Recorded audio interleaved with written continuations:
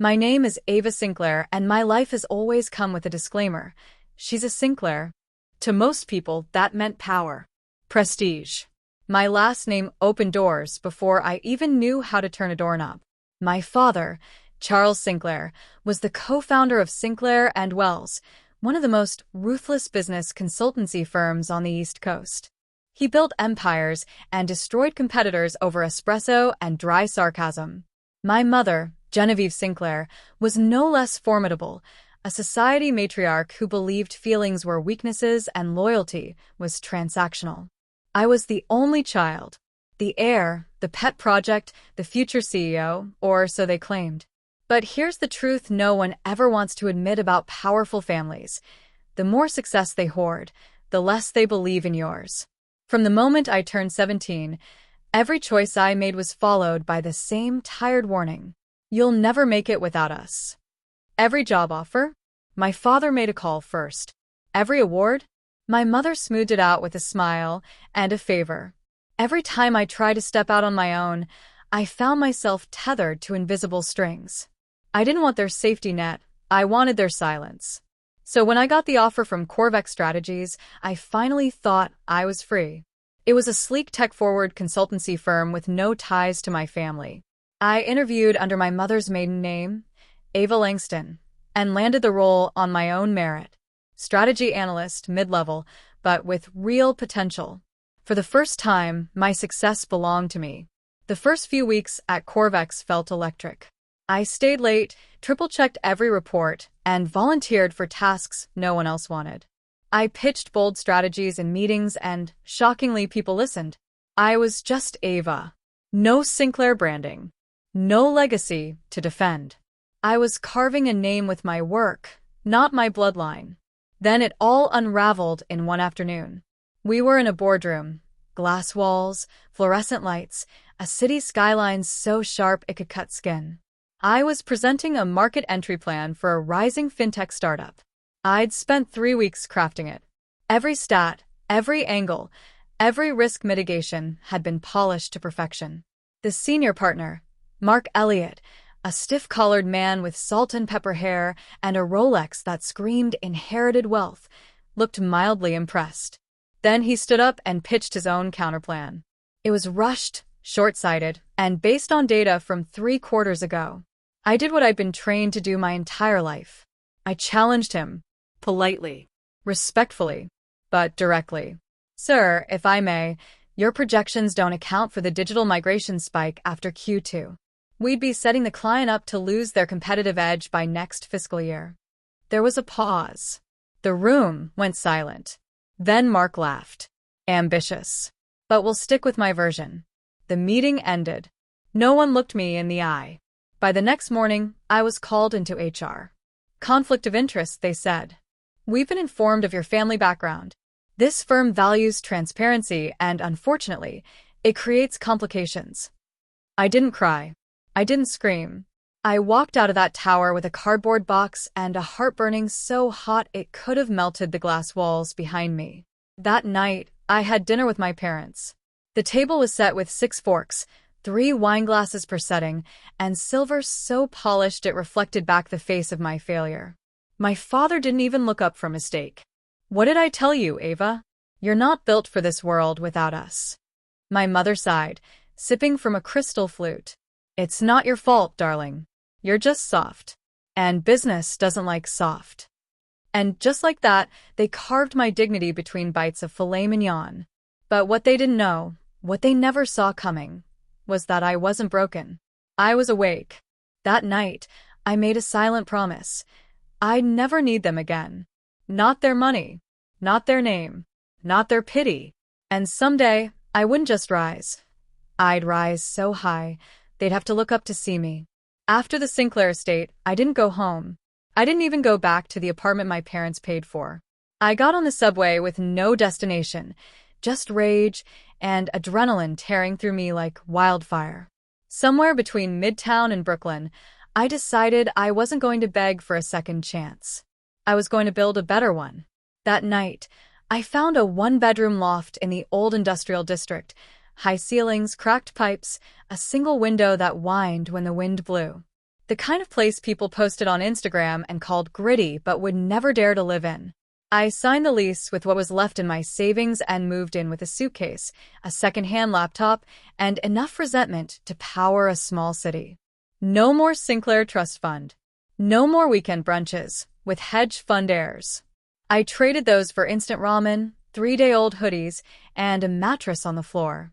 But you know what I had for the first time in my life? Silence. And that silence became the birthplace of everything. While the world was sleeping, I was learning coding, automation algorithms, AI systems, neural nets. I took free courses, read research papers, and messaged obscure developers on Reddit for advice.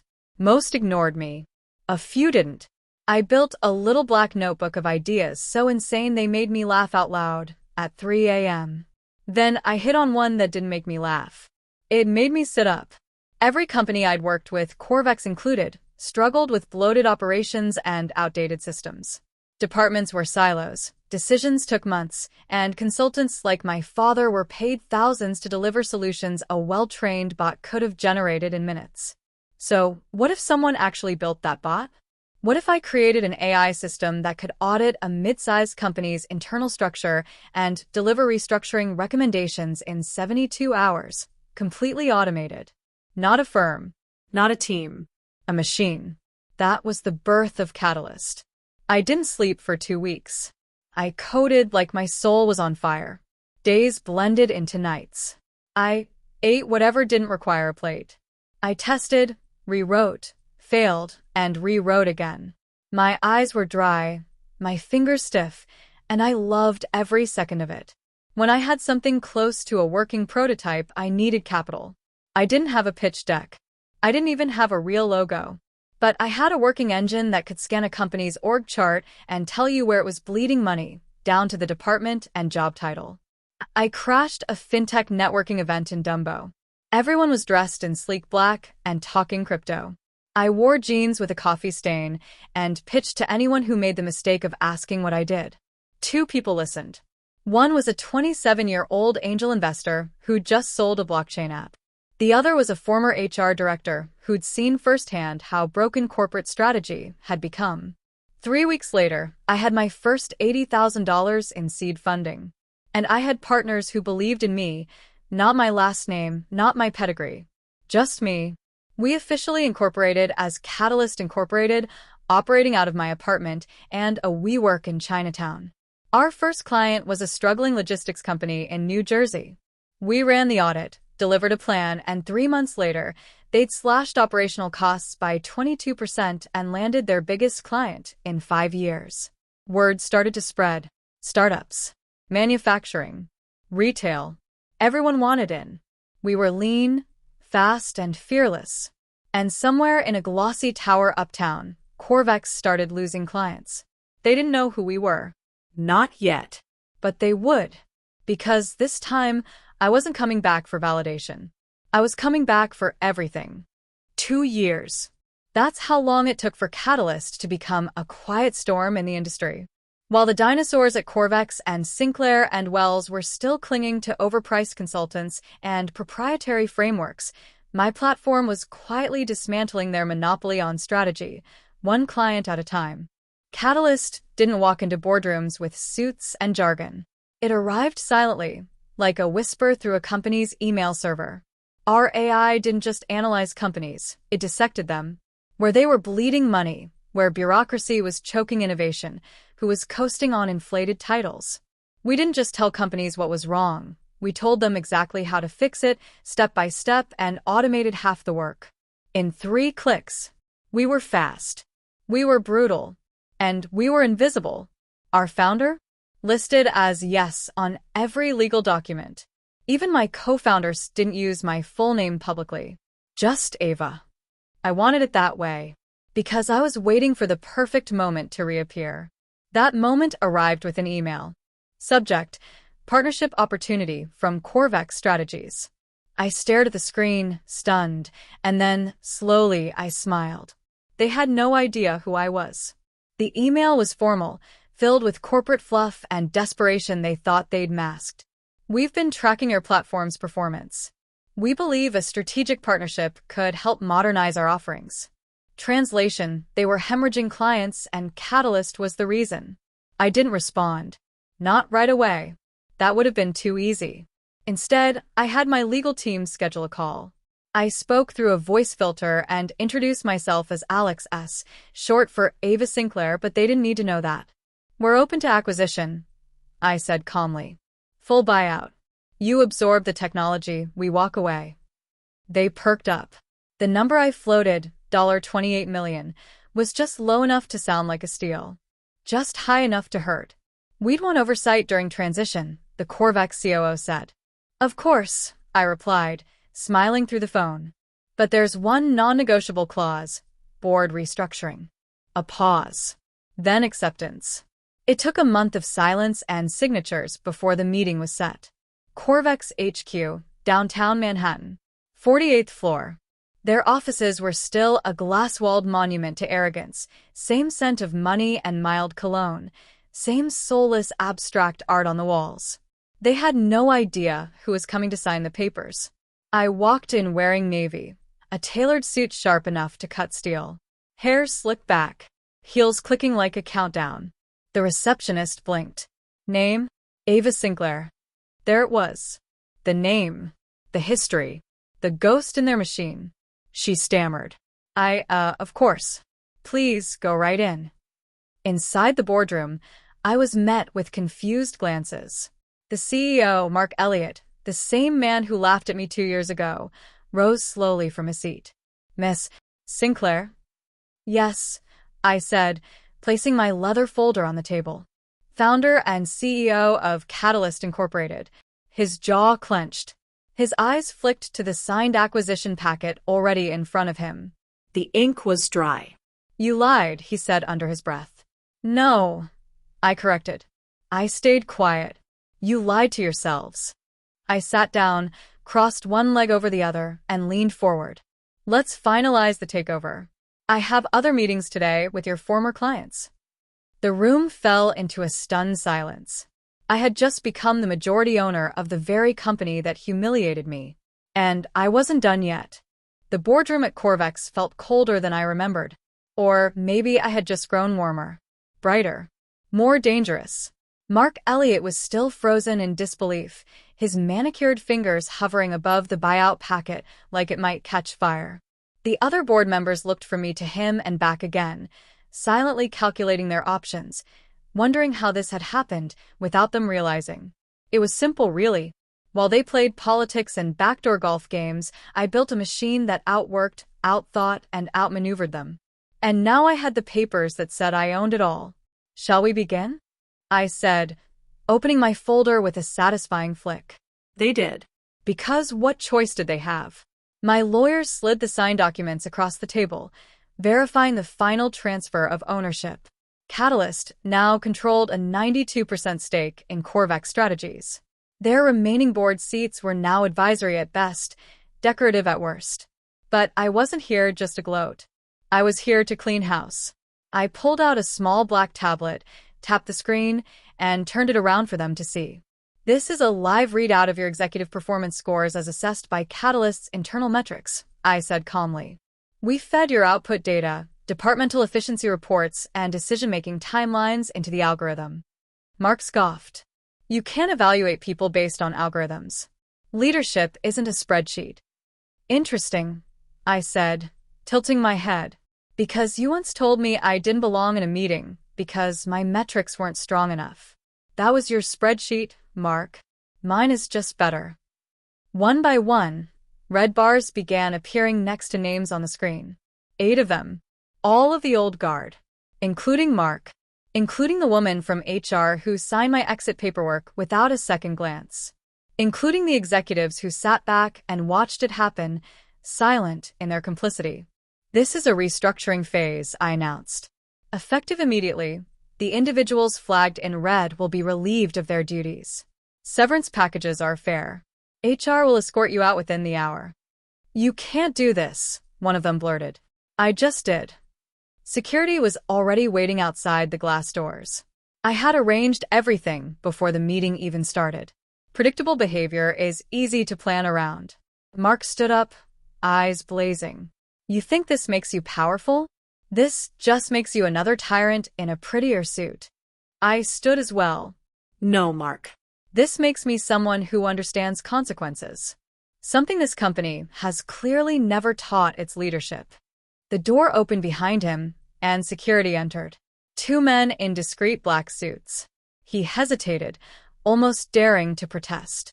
Then he looked around the table and realized what I had already known from the start. No one was going to save him. The old regime walked out one by one. I didn't watch. I didn't need to. I had lived my moment of humiliation already. Now they could live theirs.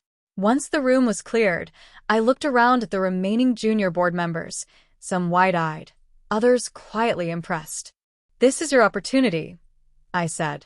You work smart, you stay agile, and you never mistake tradition for value. Corvex is now part of Catalyst, and we build, we adapt, or we vanish. And just like that, the wolves were gone. All that was left was the future. And this time, I was writing it. The first time I saw my parents after the takeover, it wasn't by accident. I knew they'd try to find out what had happened. My father's network of eyes and ears was vast, and his pride was a raw nerve waiting to be touched. He had always assumed that no matter how far I went, how much I achieved, I would always be tethered to him, always under his thumb. But I wasn't. Not anymore. I sent the invitation with purpose. A simple line on a crisp invitation card. Dinner. 8 p.m. tomorrow. I'll be at your place. No excuses. My mother responded immediately, of course, with her usual icy charm. Looking forward to it, darling. Shall I arrange for a driver? I didn't need a driver. I needed no special treatment. What I needed was for them to face the truth. When I walked through the front door of their penthouse, the scene was exactly what I expected. Perfectly set table, a mountain of imported wine, and Genevieve Sinclair in her signature silk blouse that shimmered like an oil slick. A little too pristine, a little too flawless, just like the life she had meticulously curated for herself and my father. They were the perfect power couple. So long as you didn't look too closely. Ava, my father said, his voice like gravel, cracking with an effort to sound pleased. It's been a while. I smiled, but it wasn't out of affection. It was a weapon. A blade hidden beneath the surface. I thought it was time for us to talk. Genevieve didn't even blink as she sipped her wine. Of course. You've been rather busy, haven't you? We hear rumors. I sat down at the table, but not where I was supposed to. Instead, I placed my glass down and faced them directly. Funny thing about rumors, I said softly, leaning forward. They're never quite as accurate as facts. My father chuckled, but it was forced. Ava, dear, you know your mother, and I have always supported you. If there's something you need. No. I cut him off. You don't understand. My eyes locked with his. I don't need anything from you anymore. What I needed, what I've always needed, was for you to leave me alone and let me do it myself. The tension in the room could have been cut with a knife. Genevieve placed her glass down carefully. She had always been the composed one, but I could see the flicker of unease beneath her carefully sculpted exterior. Don't be dramatic, she said, though her voice wavered slightly. We've always been here for you, Ava. You can't think that this little company you've started can change everything. I let the silence stretch between us. For a moment, I almost felt sorry for her. The idea that someone like her, someone who had dominated every room she entered, had never once believed her own daughter could be the one to surpass her. But then I remembered every time they told me I couldn't do it. Every time they looked at me like a project, a liability, something they could shape and control. I stood up. It's not a little company, Mother. It's a movement. Catalyst isn't just some startup. It's the future. And it's worth more than everything you and Father have built. My father's face twisted into something cold, his pride, so fragile, so easily bruised, on full display. You've taken what was ours, Ava. You've destroyed everything we've worked for. You took Corvex. I could feel the weight of his words, but it didn't break me. Not anymore. You gave up on me first, I said quietly, each word purposeful. You never believed in me. So I did what you never could. I believed in myself. Genevieve's fingers trembled as she pushed her wine glass aside. She had always been composed, but the cracks were showing now. You'll regret this, Ava. You can't take everything we've built and pretend it's all yours. I took a slow, deliberate breath. No, I won't regret it. Because I'm not you. I won't manipulate people to get ahead. I won't destroy others to build my empire. I'll just build. And maybe you'll finally see that, even without your name or your approval, I can rise higher than either of you ever did. I walked out of their penthouse without looking back. I didn't need their validation anymore. Not when I had my own. The morning after dinner, the world seemed quieter. The kind of quiet that settles in after you finally said everything you needed to say, no more holding back, no more pretending. The kind of quiet that felt like freedom. But I couldn't get comfortable just yet. The buyout of Corvex was one victory. Restructuring their leadership, making them bow to Catalyst's dominance. That was satisfying. But my parents, they were still there. Still looming. Still clinging to the illusion that they had somehow won the game of life. And that's the thing about revenge. It's not just about the moment when you beat them. It's about the moment when they understand that you will never need them again. So I played the last card I had left, the board meeting. I had quietly purchased a majority share in Sinclair and Wells over the last few months, sneaking it under the radar. My father never saw it coming. He had been so obsessed with the Catalyst acquisition and the supposed loss of Corvex, he never bothered to notice the subtle invasion of his own empire. He thought that buying up his old competitors, his old friends, would keep his world intact. But his world was crumbling, piece by piece, and now I owned his legacy. The stage was set. The board meeting was scheduled at Sinclair and Wells headquarters. I had arranged for a typical family business discussion to take place, and the timing couldn't have been better. My father was eager to defend his position, desperate to show that he was still the one who called the shots, the patriarch of a family that ruled the business world. But the moment I walked in, everything changed. I didn't need to make an entrance. It was already made for me. My name was now on the agenda. I wasn't a Sinclair heir anymore. I wasn't just the daughter who couldn't live up to the family name. I was the majority shareholder. The room buzzed with whispers as I took my seat at the head of the table. My table. Good afternoon, everyone, I said, my voice calm and clear. I didn't look at my parents. I didn't need to. They knew what was coming. Father opened his mouth, but no words came out. Genevieve's eyes flickered between me and the others, calculating, sizing up the room for the best escape route. But there was nowhere left to run. I was the escape now. Before we begin, I said, leaning forward, I'd like to introduce the new structure of the board. Effective immediately, Sinclair and Wells will be restructuring under Catalyst's new strategy, which, as I'm sure you're all aware, is now part of our integrated solution. I watched as their faces went from confident smugness to something colder, distrust, confusion, panic. You can't do this, my father spat, his voice breaking with the weight of his pride. This company is our legacy. You wouldn't understand. I understand perfectly, father, I said, my tone steady. I've been living it for years. Watching you pretend that everything was yours to keep, watching you steal from those who built this company for you. Genevieve made an attempt at control, but it was futile. Ava, she said, trying to keep her composure, this is your legacy, too.